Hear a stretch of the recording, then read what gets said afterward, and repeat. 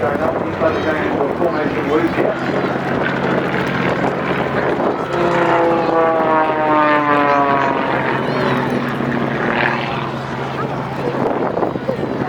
So it's sure about it's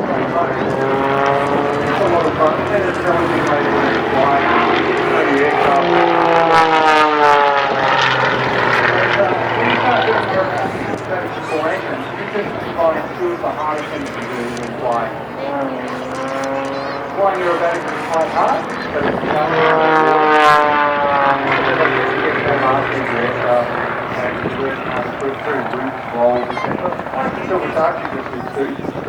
doing formations where you sit alongside another aircraft and you have to hold position. You are working really hard. Most of my friends who have done formation classes have come back drenched in sweat, but they're so happy. They have finally learned real mastery of the aircraft, sitting locked in.